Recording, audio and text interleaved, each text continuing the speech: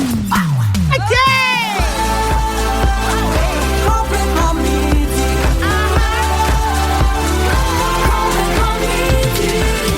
Bon mercredi midi, tout le monde. Nous sommes présentement le 10 décembre. Je vous le rappelle, 11h55. Oh oui! C'est bientôt la fin de cette grande dernière semaine avant les vacances des fêtes. Je suis complètement emballée d'être là et je ne suis pas seule. Toujours bien accompagnée de celui qu'on prénomme Pistol Pete, Pierre Hébert. Oui, Pistol Pete is in the house. Comment tu vas? T'es-tu excité? Dans 2 jours, c'est ta fête? Je suis complètement excité Oui? parce que dans 2 jours, c'est ma fête, mais on va aussi terminer la saison de radio. On recommence après ça en janvier. Oui.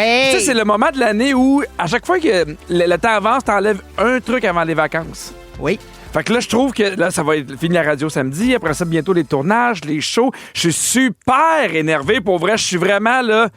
Faberglasté. Tu sens le décompte de Noël qui s'en vient, mais ça veut aussi dire que s'il reste seulement 3 shows, Oui. il reste donc 3 jours à notre beau concours parce que chaque jour, on continue de vous donner une carte cadeau de 1000 piastres. C'est hot, 1000 piastres pour aller faire votre marché chez Alimentation Moncartier. Pour gagner, il faut être attentif tout au long de l'émission parce qu'à n'importe quel moment, même pendant les tunes, vous pouvez entendre ce son qui va être suivi d'un plat que je vais nommer à 12h45 seulement. On va vous donner le signal pour nous appeler et là, il va falloir dire les 3 plats que j'ai mangés moi pendant l'émission. Vous écoutez le balado de Complètement Midi, une émission où tout peut arriver, puis ben, tout arrive. On est aussi en direct à Rouge en semaine dès midi. Midi, vous écoutez Complètement Midi. Oui. Tout est dans tout. On a eu des beaux textos. Il y a Alissa qui dit « Salut Pipi, Cricri. Enfin, je vous retrouve après quelques jours à travailler. Ça me fait du bien de vous écouter en live. Je vous aime. Continuez votre bon travail. » Merci Alissa. José qui dit « Bonjour, mes 2 préférés, mais s'il vous plaît, soyez pas trop drôles car ça me dérange à mon travail. Les patchs de mes clients bougent trop. Je fais de la pause de cils. » Et pelaille. Il y en a qui Mais doivent oui, mais- avoir le regard perdu, là. Ah oui, non, mais... Imagine, mais tu oui. poses un cil, puis là, fou, ça se ramasse dans le nuque. Mais imagine, c'est toi, là, tu vois quelqu'un te poser un cil puis ça shake tout le temps. Mais Non, tu fais signe, ça doit là. être... Non, c'est ça. Attention. On prend un moment zen pour José. Attention, on donne un petit 5 respire. secondes. C'est le temps de coller ton cil, José. Attention, dans 3, 2, 2, 1, un.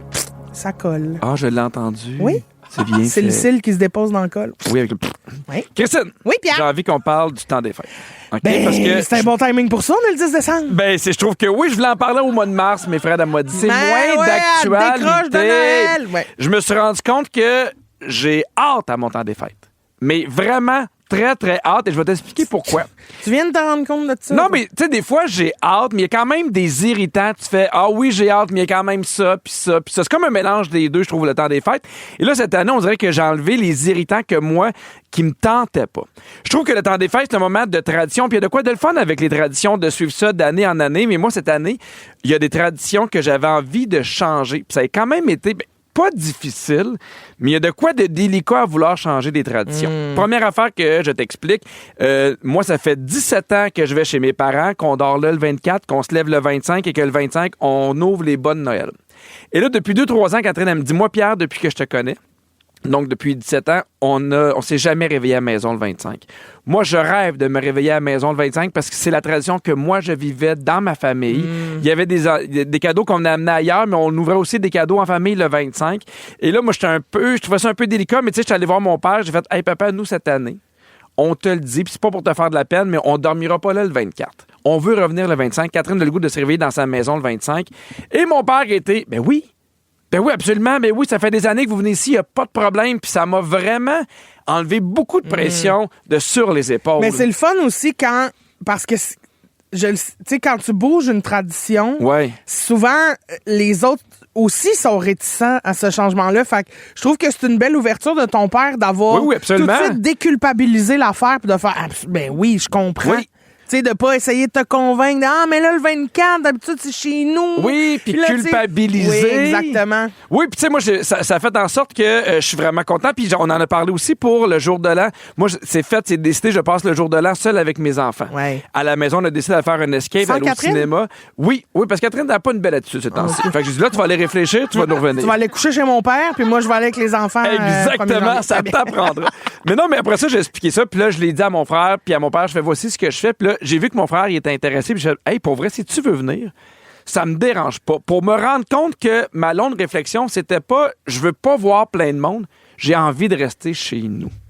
Ça fait 17 ans qu'on se promène, Catherine puis moi, qu'on va chez mes parents, qu'on va chez les siens, qu'on va chez les amis. Ma famille habite Sherbrooke, fait que c'est tout le temps des allers-retours. Tu y vas pour Noël, tu y vas pour le jour de l'an. Et là, avec le show, avec la tournée, avec la radio, veux pas, tous les jours, on vient ici. J'ai envie de rester chez nous. Fait que quand mon frère a fait « Hey, moi, ça me tente », j'ai fait « Oui, venez, on va fêter ça ensemble.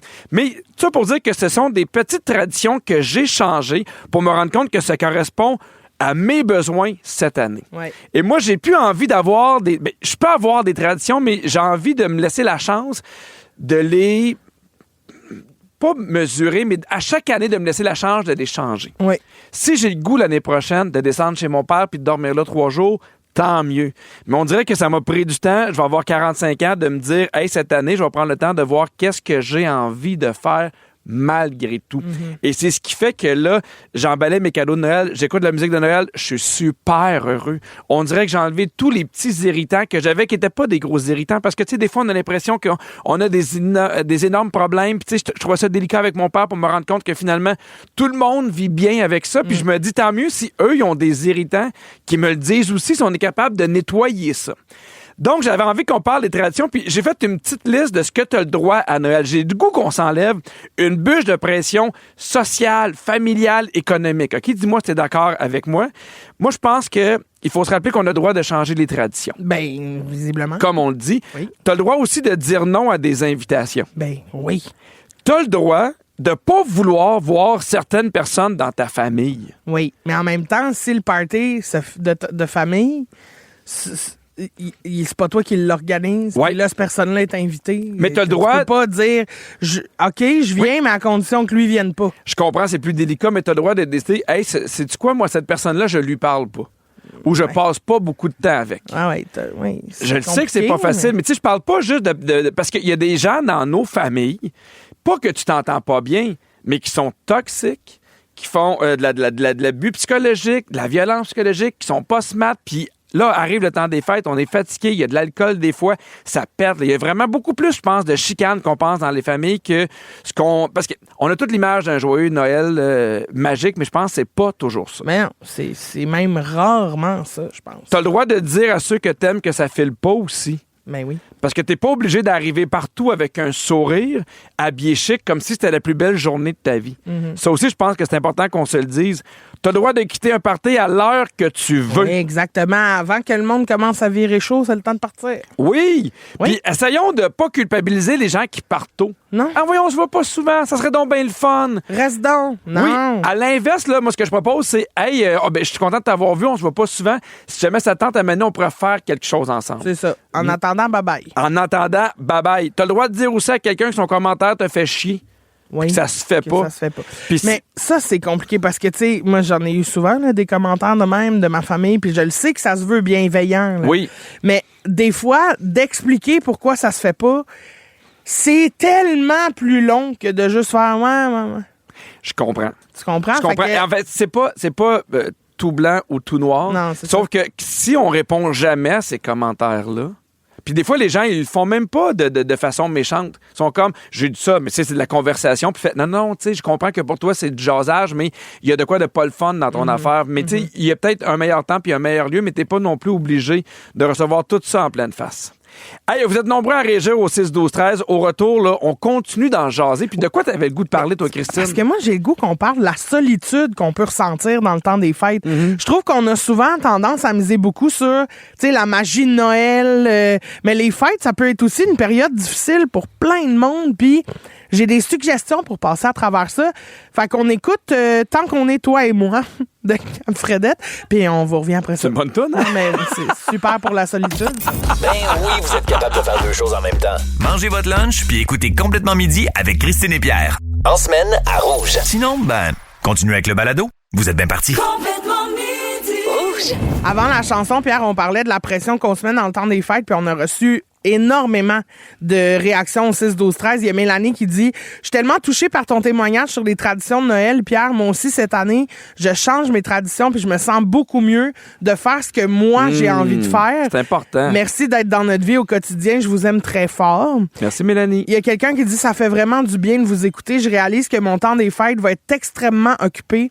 Puis je ne sais pas si c'est de ça que j'ai envie. Je vais être enceinte de 20 semaines puis je pense que j'ai envie de ralentir puis de passer du temps avec mon conjoint puis mon garçon de 2 ans et demi. » Mais je pense que c'est ça la patente. Je pense qu'on est tellement pris dans cette routine-là où tout va vite qu'on s'arrête pas pour se dire « Hey, qu'est-ce qui me tente cette année? » Puis on a toujours fait ça de même, fait que c'est facile de toujours faire ça de même. Exactement. À un moment donné, t'as le droit de pouvoir vouloir changer ça. Puis il y a Sophie qui dit « Votre émission me parle ce midi, je sors de chez ma psy, puis c'était ça le sujet. » Fait que merci. Ben ouais, Puis donc, joyeuse Sophie, fête. prends soin de toi. Mais je trouve que Noël, c'est aussi un moment de l'année où on peut être extrêmement confronté à notre solitude parce que, tu sais, dans toutes les pubs à la télé, dans les journaux, à la radio, partout, on nous mitraille que c'est la famille, le bonheur d'être en famille.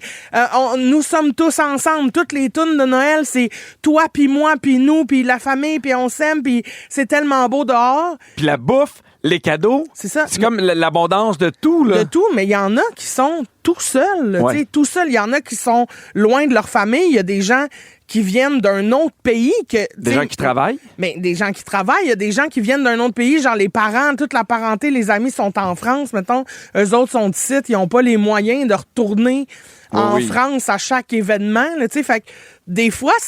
On oublie que ces gens-là sont seuls. Puis moi, quand je travaillais comme intervenante, je faisais une affaire bien niaiseuse. Ben, pas bien niaiseuse, mais tu sais, très simple pour moi. C'était, je prenais des cartes que j'achetais en paquet, là, puis j'écrivais une carte de Noël à toutes les résidentes de la résidence dans laquelle je travaillais. Oui. Ce qui était comme 20 logements, fait que c'était 20 cartes de Noël. Je mettais ça sur leur porte avant de partir pour mes vacances des fêtes.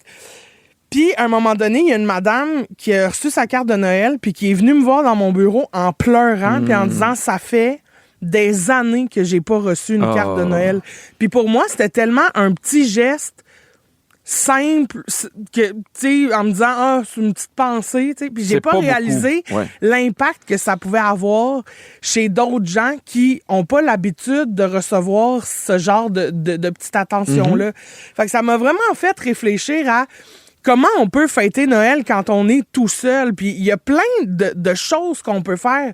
Moi, avec ma mère, dans le temps des fêtes, avec ma famille, on allait le 24 au soir faire du bénévolat. Pendant des années, ça a été ça notre tradition. On allait dans un sous-sol d'église qui organisait comme une espèce de gros souper communautaire qui à très, très peu de frais pour les gens qui y participaient. Puis ça permettait aux familles plus démunies d'avoir un Noël un peu comme, j'ouvre les parenthèses, comme tout le monde. Puis être en gang aussi. Être en gang, puis c'était beaucoup de nouveaux arrivants à ce moment-là, puis c'était trop mignon, puis c'était un organisme qui, toute l'année, ramassait des cadeaux, des dons de jouets, d'enfants qui voulaient plus, puis qui séparait ça par thématique, par âge, puis il créait des énormes paquets cadeaux pour ces enfants-là, puis il y a un moment où j'ai éclaté en sanglots. Je sais pas si je l'ai déjà raconté ici, mais il y avait une famille, je me souviens peu, je pense qu'ils étaient péruviens, puis ils venaient d'arriver ici. C'était leur premier Noël dans la neige, tu sais, puis ils venaient vivre ce Noël-là dans le sous-sol communautaire. Puis à un moment donné, je donne moi, je faisais la fée des étoiles, là, donc j'assistais le Père Noël, puis je donnais les cadeaux. Puis la soirée se passe, on donne les cadeaux à tous les enfants, puis là, tous les enfants ont déballé leurs cadeaux, puis ça joue, puis ça crie, puis ça a du fun. Puis cette famille-là est assise à table, ils mangent, puis aucun cadeau de déballer. Fait que je m'en vais les voir, puis je fais, vous savez que ça, c'est à vous pouvez les déballer maintenant, vous pouvez jouer, tu sais, tous les enfants. Puis le père, il avait les yeux pleins d'eau, puis il a dit, on n'a pas de sous pour acheter des cadeaux. Fait que ces cadeaux-là, on va les ramener à la maison pour les ouvrir en famille le 25 au matin. Moi, j'étais, prenez mon char. Comme, tu sais, je voulais tout leur donner. J'étais comme, on réalise pas à quel point il y en a qui passent des fêtes beaucoup plus difficiles que nous. Mais en fait, vraiment. tantôt, là, ce que tu disais là, par rapport des fois d'être avec ta mère, je pense que c'est important de normaliser ça aussi. Tu sais, on en parle souvent dans l'émission de normaliser toutes les formes de corps, de relations, ainsi de suite, mais je pense que c'est la même affaire pour Noël. C'est pas vrai que tout le monde est dans une grande pièce avec un feu de foyer, puis qu'il y a de la musique, puis que ça chante, puis qu'il y a de la bouffe. Non. Il y en a qui sont 2, il y en a qui sont 3, il y en a qui sont 4, puis sais-tu quoi? Il y en a pas de problème. Si t'es bien à 2, à 3, à 4, seul, on en a parlé, puis c'est important aussi que si t'as envie de sortir de ta solitude, que tu trouves des moyens, là, mais c'est pas, il y a pas une seule façon de fêter Noël. Puis je suis certain qu'il y a plein de monde qui t'entendent présentement, Christine, puis qui font, hey, moi, ça me fait du bien. Moi, on a reçu Vas-y. Mais on a reçu un texto d'Ernest qui dit moi, je suis seule dans la vie, puis je passe le temps des fêtes seule, puis oui, je trouve ça difficile. Fait que merci d'en parler. Ça fait du bien. Puis tu sais, honnêtement, il y a plein d'affaires que vous pouvez faire. Impliquez-vous dans des trucs de bénévolat. Allez faire du nez rouge, même si vous n'avez pas permis de conduire. Ils cherchent des bénévoles pour accueillir les bénévoles. Il y a plein. C'est une façon de rencontrer des gens, de créer des nouvelles connexions. Puis il faut pas être gêné d'en parler à ses amis puis de dire je fais rien, moi, à Noël. En général, c'est une période pour être accueillant. Oui. Puis on se dit, s'il y en a pour 20, il y en a pour 21, viens dans ma famille. Puis de briser l'isolement de ces personnes-là, je pense que c'est super important. Mais au retour, c'est notre segment C'est ma toune. Puis cette semaine, c'est Pierre qui va nous offrir son top 5 des chansons de Noël préférées. Oh que oui! Être bien crampé avec Pipi et Cri-Cri, c'est toujours un hit. Vous écoutez le balado de Complètement Midi à s'offrir aussi en direct à Rouge en semaine sur l'heure du lunch. Rouge. C'est ma toune. C'est ma toune. Dans Complètement Midi, c'est ma toune. Aujourd'hui, on fait C'est ma toune. Aujourd'hui, exceptionnellement, parce que demain, on a un gros show, Christine. Show complètement ligne ouverte. On se gâte avant les vacances, jeudi, demain. Allez sur le groupe de Complètement Fan. On va tout vous dire de quoi on a envie de parler. On a hâte de vous jaser, mais avant, on va parler de C'est ma toune parce que la semaine passée, Christine, tu nous as partagé ton top 5 de tes chansons de Noël préférées. Oui. Tu m'as mis au défi de le faire cette semaine et je t'ai pas écouté parce que j'ai fait un top 6. Oh, bon, franchement. J'ai fait un top 6 parce qu'il y a trop de tunes que j'aimais. La première, on va commencer du côté anglophone, puis après ça, on va aller du côté francophone. La première chanson, c'est une chanson qui est quand même récente, mais que j'aime beaucoup, qu'on n'entend pas souvent. C'est le genre de tune, moi, que je dois aller, mettons, faire jouer sur YouTube là, pour l'écouter encore une fois sur mon Alexa. Mais ça parle de solitude, vraiment en lien avec ce qu'on a parlé aujourd'hui, de rupture, mais aussi d'espoir que pendant le temps des fêtes, les liens se refassent. Puis je trouve que c'est une tune qui est tellement douce d'un groupe que j'adore. C'est Christmas Lights de Coldplay.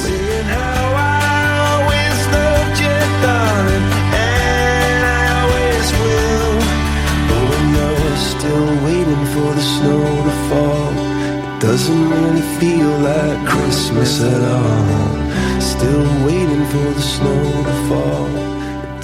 J'aime vraiment beaucoup cette chanson-là. Puis tu sais, ça rappelle que le temps des fêtes, c'est un moment où il peut se passer des affaires le fun, où des fois, il peut avoir de la magie. Okay. La prochaine chanson, c'est une toune que tout le monde connaît, mais moi, c'est ma toune d'espoir préférée. Je trouve que c'est le mélange parfait de douceur, de mélancolie, de beauté. C'est une toune, moi, à chaque fois que je l'entends, qui me donne envie que tout le monde, on se prenne par la main puis on fasse « Hey, on repart à zéro ». C'est celle-ci. Ah, ben oui, mais là... Happy Christmas de John Lennon. Happy New Year! Elle est tellement bonne. Let's hope it's a good one. En plus, avec les enfants qui chantent, je trouve ça magnifique. Without any fear. Ah, c'est bon!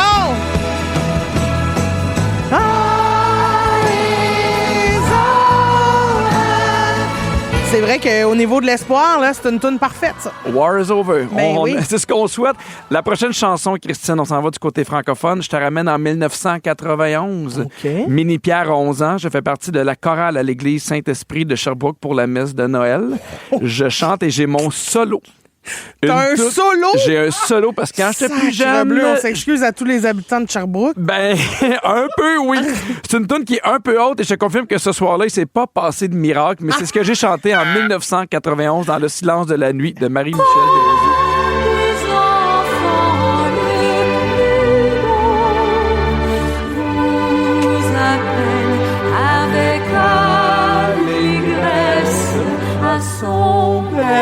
Tout le monde à son berceau. Je la connais pas. Non, moi je la connais parce que c'était mon solo. Mais ça me rappelle vraiment les messes de minuit. Puis moi, je me suis mis à chanter dans les messes de minuit parce que je trouvais ça plate à chier. Je t'aime beaucoup, Fait mais en qu'en même chantant, temps, on devait oui. être loin de nasty des choristes. Là. Oh, Pépi, il n'y a pas personne qui est venu me recruter là.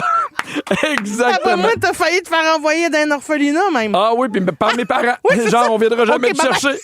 La prochaine toune, je suis certain que tu vas l'aimer, je suis certain que tu la connais. C'est la toune que j'aime faire jouer chez nous, mais cette toune-là me donne des frissons. Et je crois que c'est interdit de l'écouter, pas quand c'est fort. Faut que tu la mettes fort. Moi, c'est la toune que j'écoute quand je pars mon temps des fêtes en novembre. C'est selon moi la plus belle toune de Noël. C'est Ave Maria de Ginette Renaud. C'est cœur, hein?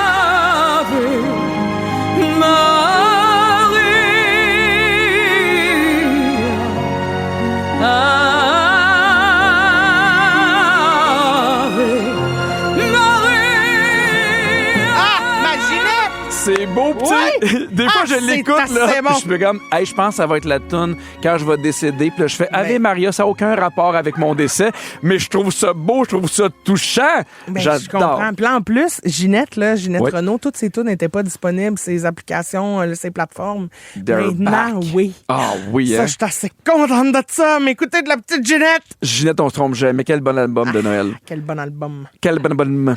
La chanson 2. OK, cette chanson-là me ramène en 1988. J'ai 8 ans. Je viens de jouer dehors pendant 2 heures. Mon seau d'hiver est trempé. J'enlève mes bottes, j'enlève mes feuilles de mes bottes parce que c'est de même, ça marchait dans le temps. J'aimais dans le calorifère avec mes mitaines pour les faire chauffer. J'ai les joues rouges. Je mets mon pyjama pour aller écouter les 12 travaux d'Astérix sur Ciné Cadeau pendant que mon père écoute cette chanson-là sur la radio de la cuisine. C'est celle-ci. Joyeux Noël, Monsieur Beauté. Salut, TQ, on se reverra le 7 janvier. Ça, c'est vraiment pour moi mon enfance, l'école qui finit, jouer dehors, ciné cadeau. J'ai vraiment l'impression, chaque fois que j'entends cette toune-là, que j'ai encore 8, 9, 10 ans. C'est hot. Et finalement, une toune plus récente que j'adore parce que, maintenant, je sais pas pourquoi, mais ça nous l'a proposé quand on l'écoutait en voiture. C'est une auto que les enfants adorent. Puis à chaque fois qu'on l'entend, on chante. Ça nous met de bonne humeur à la maison. On est obligé de danser. Fait qu'on danse aussi. Puis j'aime cette toune-là parce que ça me rappelle exactement c'est quoi Noël en famille. C'est le plaisir d'être ensemble, de rire, de danser, puis de prendre ça super simple. Levez le son pour ma toune préférée de Noël. Comme toi, Christine, c'est une toune de Sia. Santa's Coming for Us de Sia. Levez le son. Bon Noël, tout le monde! Nights are getting shorter now, hot chocolate.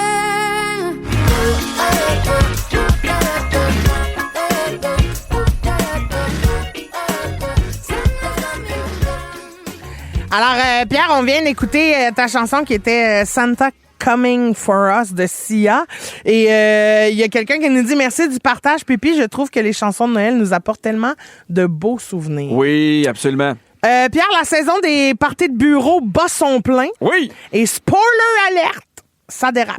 Ben oui, c'est sûr. Ça swing pas mal dans les parties de bureau. Sais-tu où est-ce que je veux dire? Je vois exactement ce que tu veux dire. Pas juste Santa is coming. Là. Ah, non. Il y a aussi Gérard. Gérard is coming. Gérard is coming tonight. Selon un sondage, Pierre, il y a 35% des gens qui disent avoir eu envie de tromper leur conjointe pendant un party de bureau. Et 17% de ce 35%-là sont passés à l'acte.